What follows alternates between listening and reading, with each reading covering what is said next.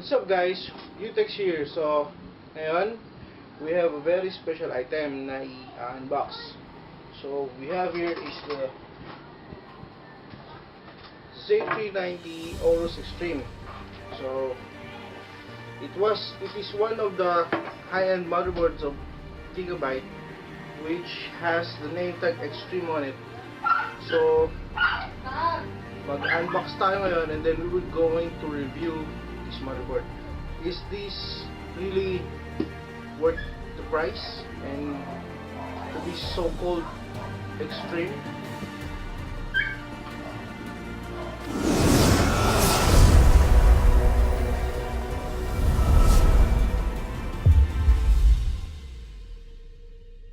Okay, so we're now going to unbox this Z390 Auros Extreme gaming motherboard from Gigabyte, which is designed for Intel Core 9 Gen and also 8 Gen. It does support 8 Gen processor. So yeah, let's take a look inside.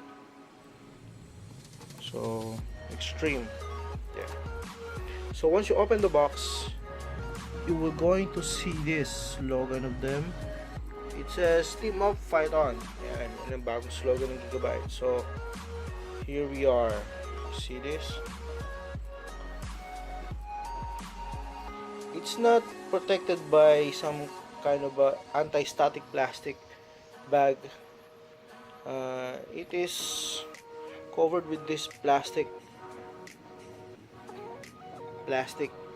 plastic to protect the motherboard. So yeah, so look at those details. Wow, ito nagpamahal dyan yung details. I'm just kidding. So mamaya na natin titignan tong board. So tignan muna natin kung ano mga freebies at kasama niya within the box. So we have this Auros sticker. Okay, oh, mayroon tayong dalawang box sa loob. There are two boxes inside the box. Plastic. So first box, what's this? Auros RGB fan commander. Oh, okay. It has its own fan commander. What a freebies. So mamaya natin tignan to. Ay mabuksan eh. The other box, ano kaya to?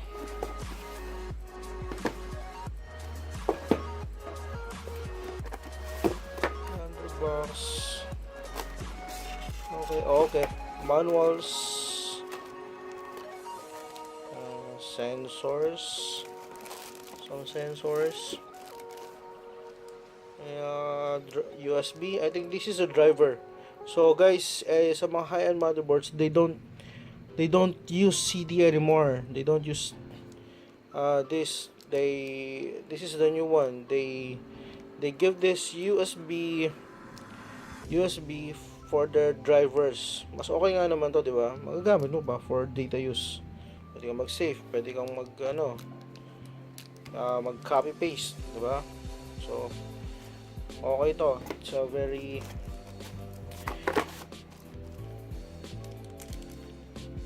and then some connectors, USB, okay, sa Wi-Fi. Guys, itong maganda rito, tingnan mo. Look at those cables. SATA cables which are braided. Diba? These are braided cables. Very unique. You have 4 SATA cables which are braided. So, oh no, not 4. We have 6 of them. 6 braided cables included. And then another sensor for the Bluetooth. SLI bridge. Oh no, this is interesting. So ito yung tinatawag na lang OC switch which is connected through the motherboard. So you can overclock your motherboard by switching this.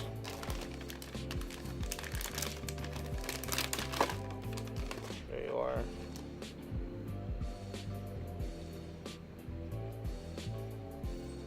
It's a OC touch. So I have no idea kung saan siya pwede ilagay. But tignan na lang natin mamaya. We're going to figure out that later.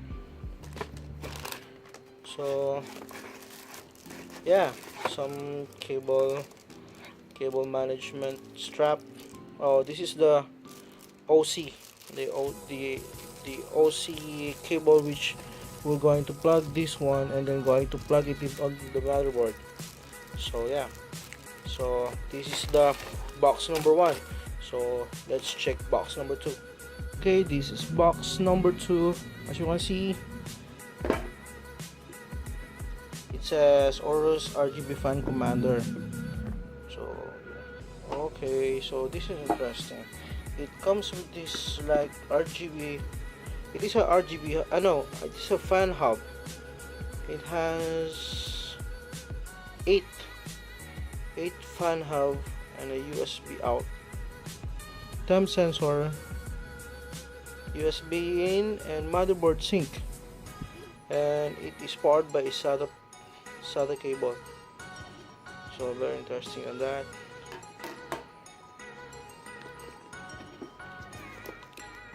So tignan pa natin kung ano meron sa loob. So these are, what are these? Oh, I think these are just the cable for the fan hub. And some, yeah, all cables for the fan hub. So yeah, the other box are all consist of this RGB fan hub, which is you may put 8 fans. So the cooling on this is very massive, because if you have this and then you will going to use the other fan hub included in the motherboard, so i-plus mo na lang, diba? So it may be 15 fans that you may plug in na sabay-sabay. So yan. Ang hindi nga lang okay dito, kasi if you're going to use this and you are going to buy a separate fan like Corsair or Thermaltake, they already have this, which is only compatible with their fans. So if ever, this is just a waste. If ever you're going to buy some high-end fans which has their own RGB hub or fan hub on them included. So yeah.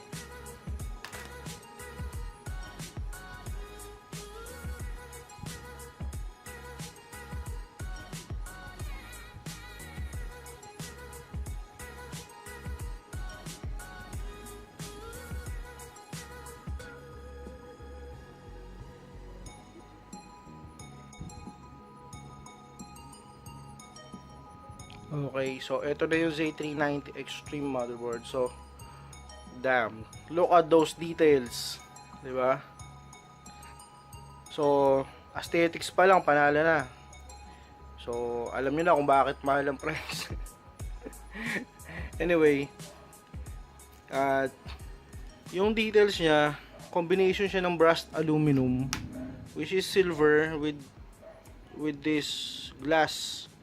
Kung mapapansin nyo, yung glass niya, it has this line effect, which is Auros was invented.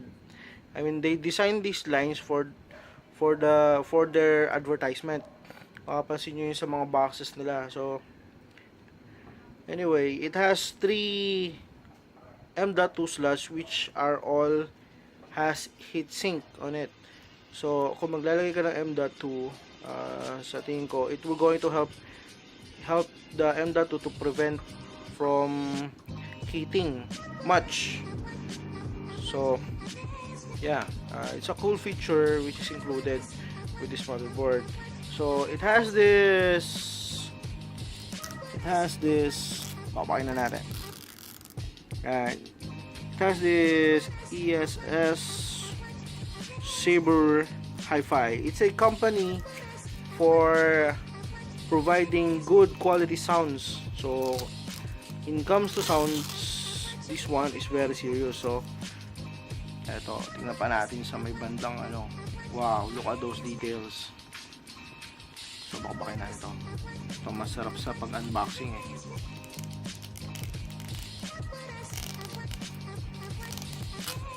Wow, it does look extreme.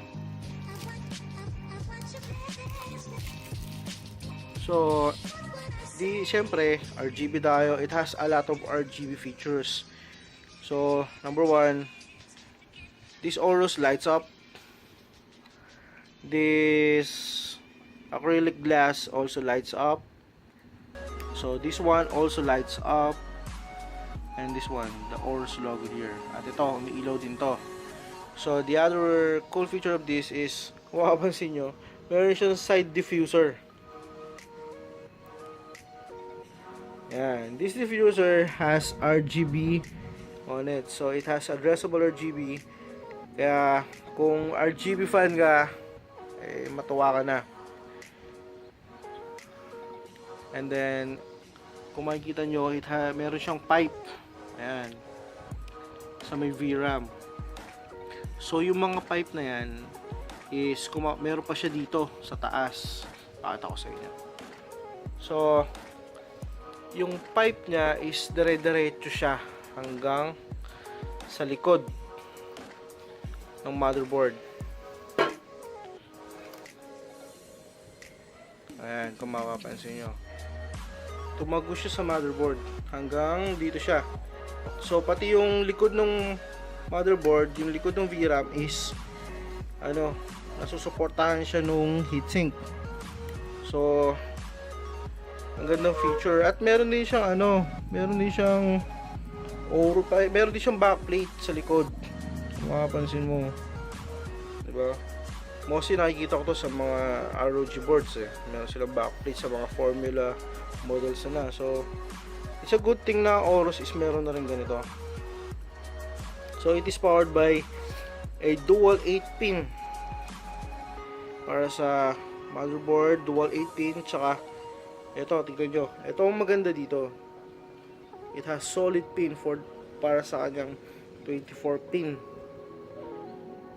At naka ano siya, tawag dito, naka slant na siya. Tama ba ako?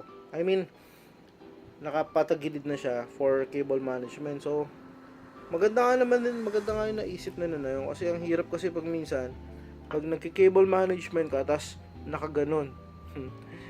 Nakaumbok yung cables. So maganda tong naisip ng Auros.